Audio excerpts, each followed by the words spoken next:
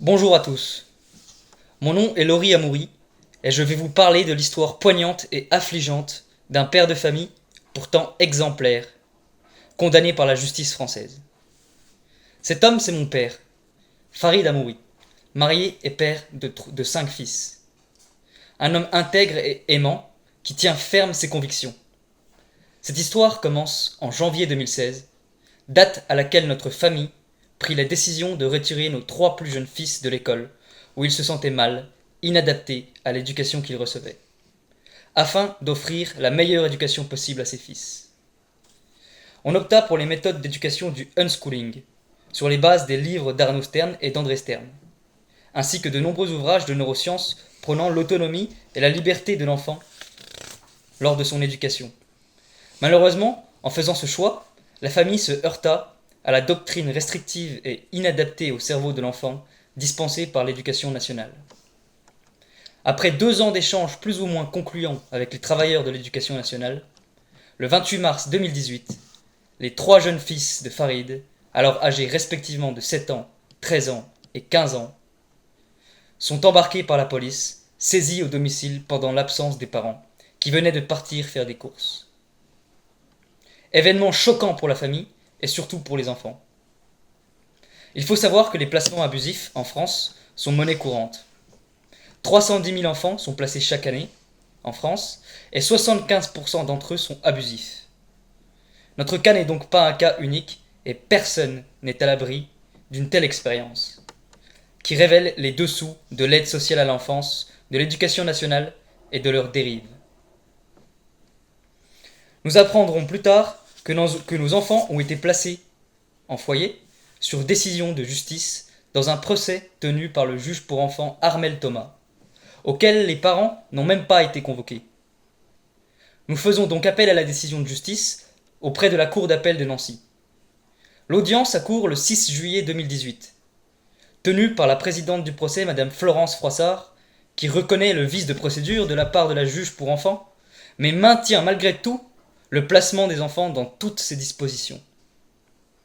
À la fin du débat, M. Éric Bocciarelli, conseiller et assesseur à la Cour d'appel, déclare que le jugement que nous subissons est un jugement lapidaire et donc irrévocable, selon ses propres mots. Nous n'avons pas d'autre choix que de collaborer, selon lui.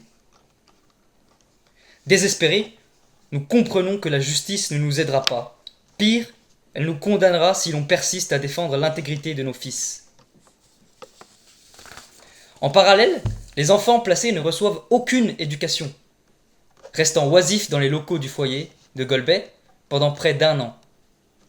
En désespoir de cause, nous décidons de manifester devant l'enceinte de l'établissement du foyer, en exigeant de voir nos enfants dont les visites n'étaient même pas accordées par la juge. Nous manifestons chaque jour que nous le pouvions pendant 1 mois environ, au bout desquels le directeur départemental de l'ASE Stéphane Martin lui-même se déplaça pour nous convaincre de l'inutilité de nos manifestations, en déclarant même qu'il avait pouvoir sur le juge pour décider du sort de nos enfants. Usons de chantage pour persuader Farid de coopérer avec la justice et avec lui, plutôt que de s'entêter. Ses manières doucereuses, son regard oblique, sa façon de parler mielleuse, ont fait naître chez Farid la certitude que ce directeur était un manipulateur pervers à l'aura malsaine. Mais son intuition devait encore être confirmée. Alors, lors d'un appel téléphonique avec ses fils, médiatisé par un éducateur du foyer, Farid osa demander à ses fils si ces derniers avaient subi des attouchements ou peut-être connu certains éducateurs trop intimes avec eux.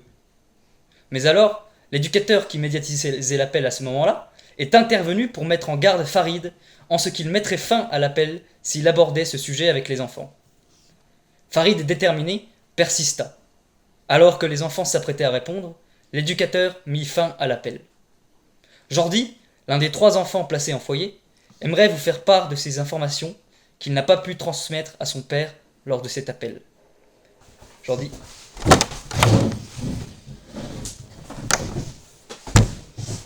Bonjour à tous, je suis Jordi Amoury, l'un des enfants placés dans ce foyer d'Épinal.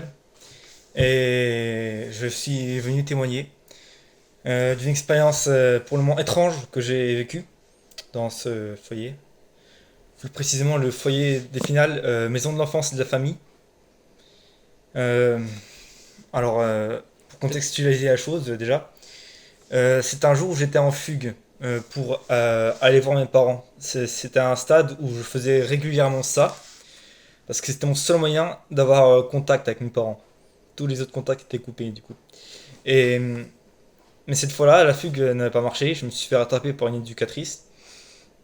Et elle m'a ramené au foyer et à ce moment-là, je pensais que j'allais prendre un gros savon. J'étais préparé, je m'en foutais un peu. Mais à ce moment-là, rien de tout ça, rien de tout ça.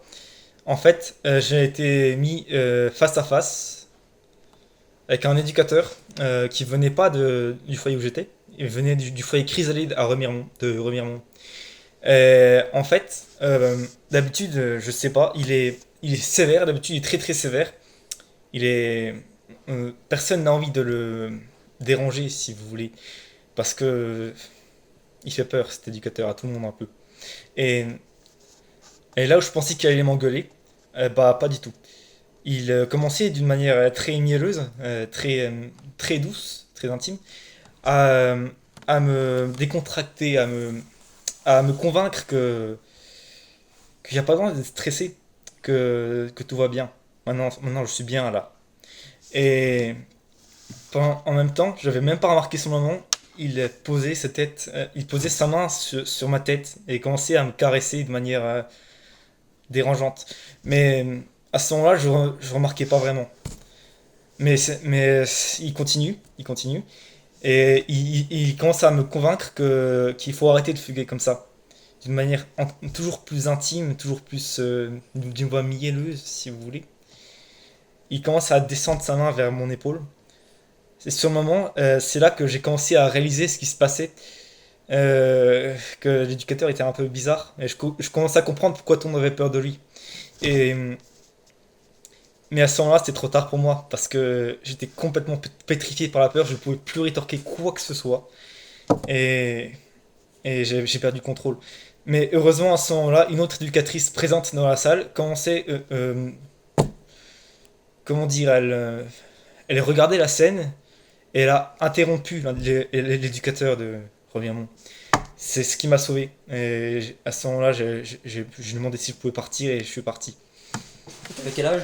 J'avais, j'avais 13 ans à ce moment-là. 13 ans. C'était tout.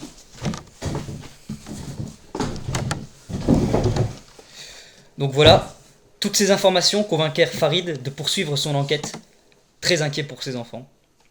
Farid se rendit alors à la direction départementale des Vosges, à Épinal, pour s'entretenir à nouveau avec le directeur de l'ASE. Il fit entendre sa requête au secrétariat de l'établissement, qui affirma en retour que M. Martin n'était pas disponible. Mais Farid insista, provoquant un scandale. Il attendra dans la salle d'attente que le directeur se libère. Au bout de quelques minutes, M. Martin pointa son nez. Face à cet homme, Farid ne put contenir son aversion et sa révolte et cria haut et fort que les services de l'ASE étaient un repère de prédateurs sexuels, pointant du doigt le directeur lui-même et exigeant qu'on lui rende ses fils des mains de ce réseau soutenant la pédophilie. M. Martin demeurait parfaitement calme devant la ardeur de Farid, mais néanmoins déstabilisé devant ces accusations, il rétorqua malgré lui, je cite, « Je n'ai pas touché à vos enfants, monsieur Amoury. » Par ce lapsus, le directeur des foyers confirmait à demi-mot les accusations de Farid, et les événements qui suivirent lui donnèrent raison. M. Martin, qui s'était laissé persuader par les policiers intervenus par la suite de porter plainte pour diffamation, retira par la suite sa plainte sans donner de motif. Mais, plus surprenant, le juge ayant prononcé le placement des enfants confia notre dossier à un nouveau magistrat quelques jours plus tard. Ce dernier prononça la main levée du placement des enfants sur recommandation insistante des services de l'ASE. Et ce, sans aucune condition demandée de notre part. C'était le 22 mai 2019 et c'était le juge Cyril Kolodziej qui prononça cette décision. Au bout d'1 an et 2 mois de bataille désespérée, nous avions récupéré la garde de nos enfants grâce au scandale que Farid avait provoqué, manifestement. Mais à partir de là, les problèmes ne firent que s'accumuler pour Farid. Débuta alors un abominable acharnement judiciaire à l'encontre du père de famille. Convocation en justice, garde à vue, plainte pour outrage fallacieux, harcèlement policier au domicile, internement en hôpital psychiatrique pour examen, amende, toute une série d'accusations fausses ou détournées de la vérité frappèrent Farid pendant près de 3 ans. Il fut traîné en justice le 17 septembre 2022 au tribunal d'Épinal, jugé en comparution immédiate par la présidente Monique Thomas, sans possibilité pour lui de se défendre. Son conseiller juridique n'étant pas autorisé à parler avec lui, ni à le défendre. Nous avons été les témoins impuissants du matraquage judiciaire de Farid, sans débat contradictoire, calomnieux à son encontre, le condamnant à l'emprisonnement pour 18 mois. Depuis maintenant plus d'1 an, Farid est enfermé pour avoir protégé ses enfants et avoir dénoncé l'occupation de la pédophilie dans les institutions et dans le service de protection de l'enfance. Même incarcéré, Farid n'a pas du tout les droits normaux des prisonniers. Il n'a pas accès à son dossier judiciaire et ne peut pas voir les autres détenus, et sa peine est continuellement rallongée par de nouveaux jugements et de nouvelles condamnations auxquelles il n'a pas eu l'occasion de se défendre puisqu'il était en prison. Nous ne savons pas pour combien de temps Farid sera enfermé, ni s'il sortira un jour. Nous, la famille de Farid, souhaitons seulement que justice soit rendue. Nous avons besoin de l'aide de tous ceux qui savent, comme nous, que l'éducation nationale et les services de protection de l'enfance ne sont pas animés de bonnes intentions à l'égard de nos enfants, et que tout le système judiciaire est bâti de sorte à condamner ceux qui souhaitent le bien de leurs enfants et qui sont prêts à tous les sacrifices pour le gagner. Que ces institutions favorisent et soutiennent la pédophilie en leur sein. Toutes les informations données dans cette vidéo sont vérifiables. Que ceux qui croient en une vraie justice partagent au maximum cette vidéo. Car la justice existe et elle appartient à Dieu, Jéhovah. Grâce à qui nous tenons bon et vers qui se dirigent nos espoirs. Car grâce à lui, tous nos enfants sont maintenant libres, délivrés des griffes des prédateurs et épanouis dans une éducation saine. Grâce à lui, nous continuons de mener la bataille. Grâce à lui, nous tenons debout. Merci.